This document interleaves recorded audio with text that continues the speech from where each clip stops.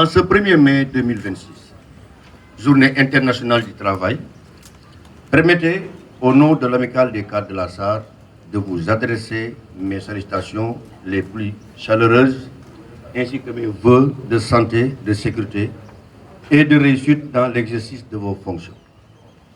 Cette journée est un moment privilégié pour célébrer le travail, mais aussi pour réfléchir collectivement à nos responsabilités, à nos pratiques et à notre engagement envers notre entreprise et envers nous-mêmes. Chers collègues, le thème de cette année, notre énergie, notre souveraineté, nous rappelle que la SAR est bien plus qu'une entreprise. Elle est un pilier de la souveraineté énergétique du Sénégal. Mais cette souveraineté n'a de sens que si nous la bâtissons dans le respect de la terre qui nous accueille. Notre environnement de travail, celui du raffinage, est exigeant, complexe et comporte des risques réels. Chaque opération, même la plus routinière, requiert rigueur, vigilance et respect strict des procédures de sécurité. Trop souvent, c'est dans les gestes habituels, dans la répétition quotidienne, que s'installe la routine et parfois le relâchement. Je voudrais donc lancer aujourd'hui un appel fort à chacun d'entre nous. Soyons plus regardants, plus attentifs et plus disciplinés en matière de sécurité. Il ne s'agit pas seulement de respecter des règles, mais de préserver des vies, la vôtre, celle de vos collègues, et la pérennité de notre outil de travail. Il en est de même pour le respect des normes environnementales, car protéger notre environnement, c'est protéger nos communautés riveraines, c'est honorer les générations futures, et c'est aussi préserver la réputation et la licence sociale d'opérer de la SAR. La sécurité ne doit jamais être perçue comme une contrainte, mais comme une valeur fondamentale, intégrée dans chacun de nos actes. Aucun objectif de production ne saurait justifier la moindre prise de risque inutile. Par ailleurs, au-delà des procédures et des équipements, la sécurité repose aussi sur un pilier essentiel, l'esprit de collaboration. Chers collègues, aucune réussite durable ne peut se construire dans l'isolement. Dans notre secteur, nous sommes interdépendants. Chaque maillon de la chaîne compte. Cela signifie que nous devons renforcer notre communication, partager l'information en temps réel, signaler sans hésitation les situations à risque et surtout veiller les uns sur les autres. L'esprit d'équipe, la solidarité et la confiance doivent guider nos actions au quotidien. Osons nous parler, osons nous corriger, osons nous soutenir. Car un environnement collaboratif est aussi un environnement plus sûr. En cette journée symbolique, je nous invite donc à renouveler notre engagement autour de 3 priorités. La vigilance dans chaque tâche, même la plus simple. Le respect absolu des règles de sécurité et le renforcement de notre esprit de collaboration. Ensemble, nous pouvons bâtir une culture où la sécurité est l'affaire de tous et où chacun se sent responsable de l'autre. À chaque fois qu'il y a un incident ou un accident, ça peut générer non seulement des pertes de la vie, mais aussi ça peut générer l'arrêt des installations. Et chaque jour d'arrêt, cela équivaut à une perte colossale. Ensemble, nous pouvons bâtir une culture donc, où la sécurité est l'affaire de tous et où chacun se sent responsable de l'autre.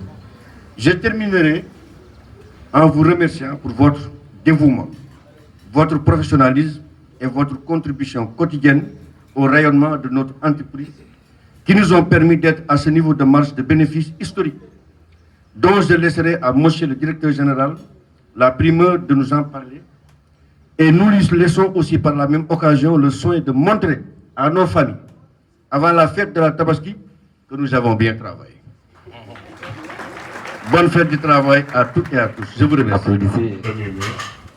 Donc il y a un acte vraiment de reconnaissance de l'effort, du travail donc de tous les citoyens ici. et surtout en particulier pour le contexte de la SAR, donc une fête de célébration du travail dans le milieu du raffinage de la SAR. Donc nous rendons grâce à Dieu, nous remercions tous les collaborateurs qui sont présents et nous remercions toute l'assistance. Bon, en fait, je suis préau de public, comme je l'ai dit, donc pour parler donc, de la souveraineté donc, dans le secteur de l'énergie. C'est en fait, c'est quelque chose qu'on peut comprendre aisément. Donc quand on parle d'énergie, donc c'est le moteur de la croissance. Donc on le voit tous, nous notre activité est directement linkée avec la production d'énergie, donc d'énergie électrique, mais aussi donc de circulation des populations à travers donc le transport, aussi bon, il y a un domaine qui va venir, mais après plus tard. Mais pour le cas concret, donc de production d'énergie, comme vous le savez tous, notre activité alimente l'activité de la Sénélec à travers la production de fuel. Si on parle donc d'énergie ici au Sénégal, le secteur moteur, c'est la SAR. Parce que c'est la SAR qui alimente Sénélec et Sénélec transforme donc ce fuel-là en énergie électrique pour alimenter les populations, pour faire avancer donc l'économie. Toute activité qui va dans ce sens, c'est un acte de souveraineté. Maintenant, la souveraineté en tant que telle énergétique, c'est d'abord disposer des ressources.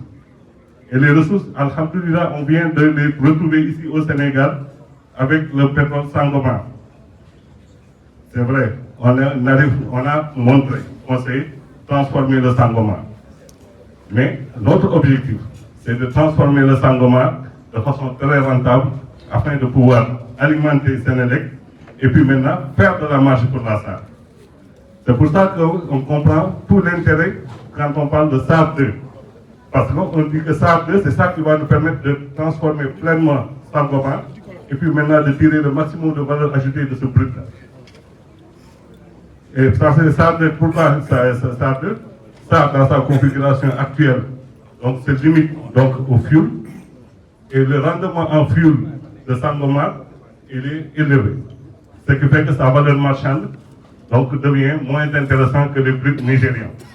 Donc on n'a pas encore la souveraineté, bien qu'avec la SAR dans sa configuration actuelle.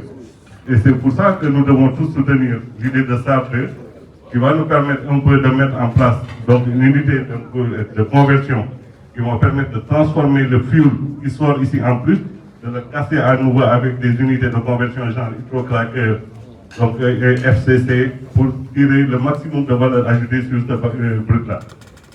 Donc ça c'est une partie, ça permet donc d'augmenter donc, le rendement de ce brut-là. Et puis maintenant, c'est ça qui va permettre un peu de nous permettre d'aller un peu dans le sens de la souveraineté, parce que le pétrole est sort du Sénégal, traité au Sénégal, et alimente les centrales donc, du Sénégal. Donc là, on peut parler de souveraineté. Et donc, c'est pour ça que nous soutenons tous le projet SAR 2. Et ça, c'est le premier aspect. Mais le deuxième aspect aussi de la souveraineté, là, actuellement, donc, sur les produits transformés en plastique, nous dépendons de l'importation. Oui, nous dépendons de l'importation, mais avec SAR 2 aussi, on peut réduire aussi donc, cette importation-là. Parce qu'il est prévu dans une phase ultérieure de SAR 2 de mettre en place une unité de pétrochimie. Et l'unité de pétrochimie, donc, c'est quoi? Il y a une coupure d'électricité? Ah, donc la souveraineté, là, donc vraiment... Hein? Ok. Voilà, donc ça aussi, peut-être on va régler ça avec la souveraineté énergétique, donc quand on va dépendre pleinement du Sénégalais. Maintenant, donc je parlais un peu de l'aspect donc production des granulés de plastique avec SAR 2, parce qu'il est prévu dans une phase ultérieure de SAR 2 de mettre en place une unité de pétrochimie. Et l'unité de pétrochimie va prendre le naphtha qui va sortir donc de l'unité pour le mettre dans ce qu'on appelle des vapocrackers, pour ensuite produire donc de l'éthylène, des polyéthylènes, pour alimenter l'industrie de plastique. Donc ça, actuellement, nous assure une partie de notre souveraineté, parce qu'on importe quand même du brut, mais la transformation donc, est réalisée ici au Sénégal, et donc le produit alimente les centrales donc, de la Sénélec qui permet un peu de faire vivre l'économie. Mais vraiment la souveraineté, on l'aura avec SAR 2 qui va traiter le Sangomar à 100% pour produire donc, des produits donc, de haute valeur ajoutée. Et puis maintenant, dans sa phase ultérieure, de produire donc, des granulés de plastique pour alimenter l'industrie locale. Donc ça, c'est ce que je voulais dire dans Messieurs les directeurs, monsieur le directeur général, chers invités, chers membres de l'association des retraités de la SAR, chers travailleurs. C'est avec un immense plaisir et un honneur que je prends la parole en ce jour du 1er mai 2026, fête internationale du travail pour représenter l'association des retraités de la SAR. Cette journée est un moment symbolique fort. Elle nous rappelle les luttes menées par les travailleurs à travers le monde pour la dignité, la justice sociale et de meilleures conditions de travail et le respect des droits fondamentaux. Elle est aussi l'occasion de rendre hommage à toutes celles et tous ceux qui, par leur engagement quotidien, contribuent au développement de notre pays. Pour nous, retraités de la SAR, cette dette revêt une signification particulière.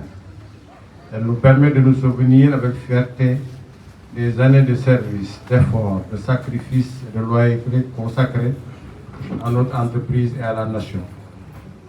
Chacun de nous a apporté sa pierre à l'édifice avec professionnalisme et dévouement. Aujourd'hui, même à la retraite, nous restons attachés aux valeurs du travail bien fait, de solidarité, de transmission d'expérience et d'unité entre les générations. Notre association continue de jouer un rôle important. Maintient les liens fraternels entre anciens sens envers les autorités, la direction de la SAR, ainsi que tous les partenaires qui œuvrent pour l'amélioration des conditions de vie des retraités. Nous formulons le vœu que les préoccupations légitimes des anciens travailleurs continuent d'être entendues et prises en compte. À la jeunesse active, nous lançons un message d'encouragement. Travailler avec sérieux, honnêteté et persévérance. Le travail reste une valeur noble, un chemin vers la dignité et les progrès. Chers amis, que cette célébration du 1er mai 2026 soit placée sous le signe de la paix, de la cohésion sociale et de l'espérance. Ensemble, continuons à bâtir une société plus juste, plus solidaire et plus prospère. Vive les travailleurs, vive les retraités de la SAR, vive la solidarité entre les générations. Vive le Sénégal, je vous remercie de votre aimable attention.